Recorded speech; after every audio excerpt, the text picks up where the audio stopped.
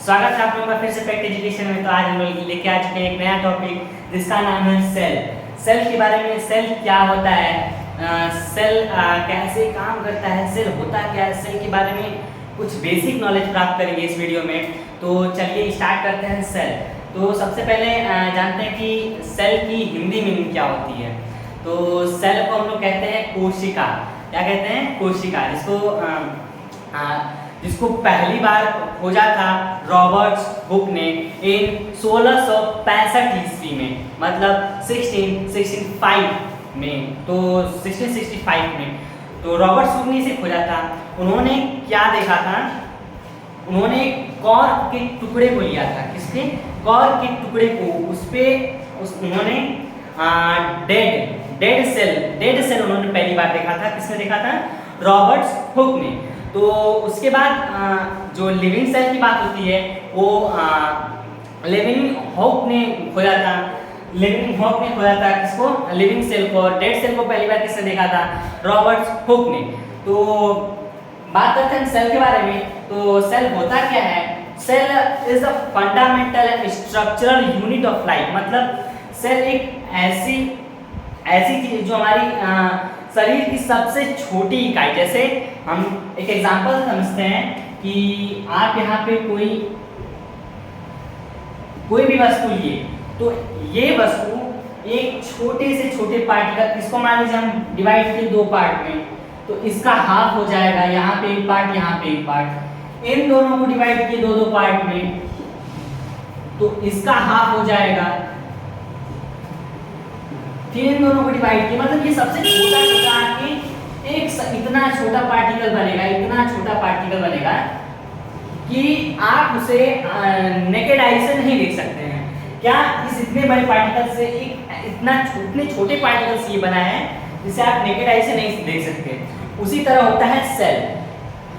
ये हमारे शरीर की सबसे छोटी इकाई होती है। क्या होती है? हमारे शरीर की सबसे छोटी इकाई होती है, जो structural and functional unit of life जिसे हम कहते हैं। तो ये सेल हुआ। और कुछ जानकारी प्राप्त करते हैं। जैसे देखिए यहाँ पे सेल है, तो इसके अंदर भी कुछ कंपोनेंट्स ऑर्गेनेल्स पाई जाती हैं। तो कैसे पाई जाती है, क्या पाई जाती है? देखिए मान लीजिए ये सेल है। पहले देखते हैं सेल बनता कैसे है, सेल कैसे किन पार्ट से मिलकर बनता है। सबसे पहले देखते हैं यहाँ पे, मान लीजिए ये रहा वाटर। क्या है? ये रहा वाटर। उसके बाद आता है आपका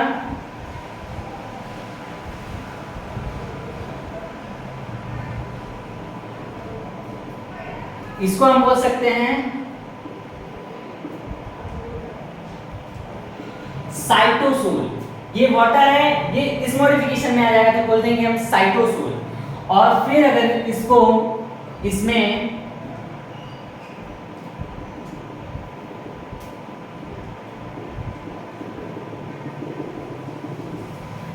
हम ऑर्गेनेल्स डाल दें, कोई भी ऑर्गेनेल्स, जैसे माइटोकॉन्ड्रिया हुआ, न्यूक्लियस हुआ, दो तीन ऑर्गेनेल्स हम इसमें डाल दिए।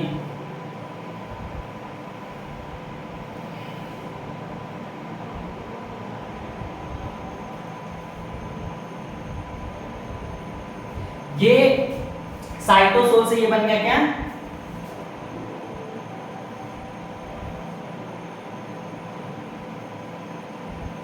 साइटोप्लाज्म। अब इसमें अगर हम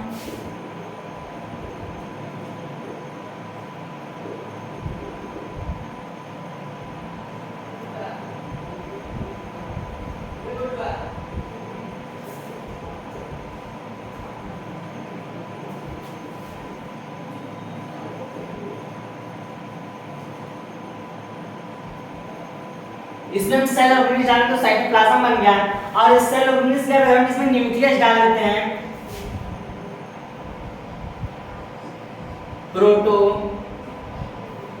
प्रोटोप्लाज्म बन जाता है। और न्यूक्लियस के बाद यहां से इस तरह से देखिए, सबसे पहले क्या हुआ था? वाटर है।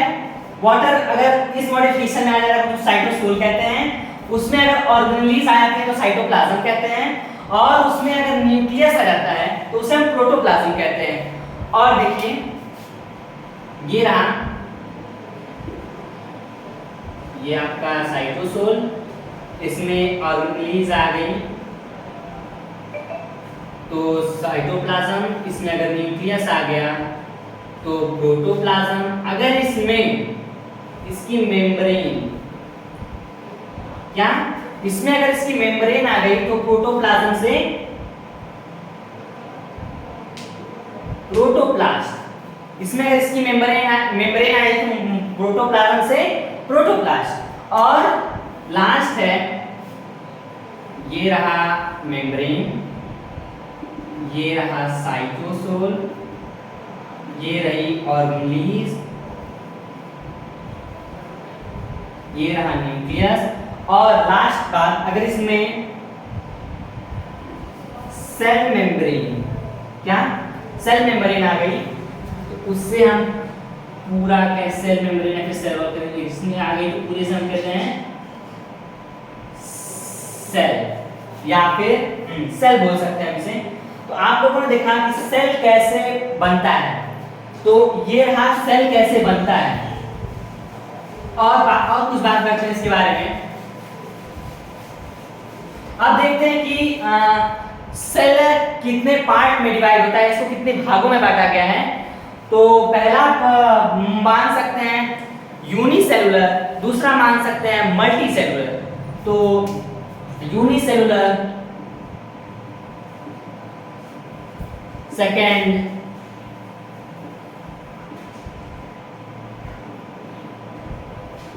मल्टीसेलुलर। यूनिसेलुलर क्या होता है?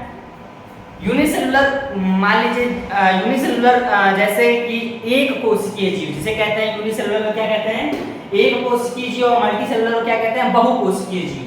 तो एक कोशिकीय जीव मतलब हमारी जो बॉडी है बहुत सारी कोशिकाओं से, बहुत सारे सेल से मिलकर बनी है। और लेकिन कुछ ऐसे ऑर्गेनिज्म भी होते हैं, कुछ ऐसे जीव भी होते हैं जो बस एक कोशिका से बने होते हैं, जिसे हम देख नहीं सकते, नंगी आंखों से हम नहीं देख सकते। उसमें आता है आपका अमीबा आ जाता है, पैरामीशियम आ जाता है, यूग्लिना आ जाता है।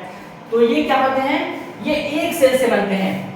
जितनी हमारी पूरी बॉडी मल्टी सेलुलर से बनी है, जो हमारी पूरी बॉडी जो प्रक्रियाएं करती हैं वो इनका एक सेल, वही प्रक्रिया इनका एक सेल भी करता है। हमारी पूरा शरीर जितना प्रक्रिया करता है उनका ये एक सेल करता है।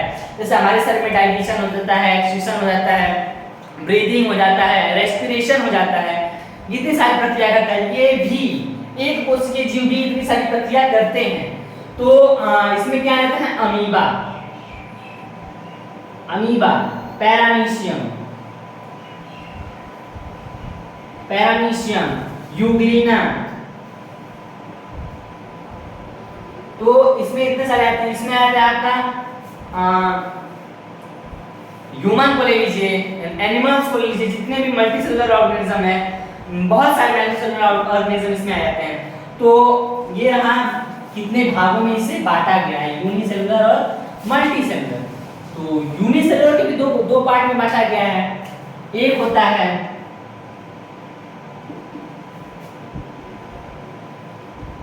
यूकैरियोट्स, सेकंड होता है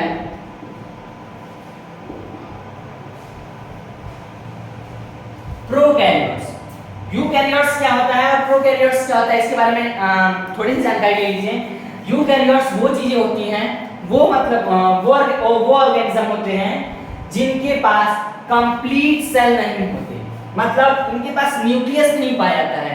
कोई भी एक ऑर्गेनिज्म मतलब न्यूक्लियस इनके पास नहीं पाया जाता है, ये पूरे कंप्लीट सेल नहीं होते हैं। और बात करें प्रोकैरियोट्स की, तो इसमें ये पूरे कंप्लीट सेल होते हैं, ये पूरे कंप्लीट सेल नहीं होते, इनके पास न्यूक्लियस नहीं पाया जाता है, इनके पास पाया जाता है। तो ये रहे यूकैरियोट्स और प्रोकैरियोट्स के बारे में। और यूकैरियोट्स हो गया, प्रोकैरियोट्स हो गया, तो कुछ बातें रही। मान लीजिए कि दो पार्ट्स में हो गया, यूकैरियोट्स हो गया और प्रोकैरियोट्स हो गया। और कुछ देखिए जैसे न्यूक्लियस पाया जाता है, माइटोकॉन्ड्रिया हुआ, गोल्जी बॉडी हुआ, और सारी जो जानकारी और सारी ऑर्गेनेल्स की जो जानकारी है वो हम अगले वीडियो में जानेंगे। तो आज की वीडियो में बस इतना ही। आई होप आप लोगों को सारे सब कुछ समझ में आया होगा, अच्छे से समझ में आया होगा। तब तक के लिए धन्यवाद, नमस्कार।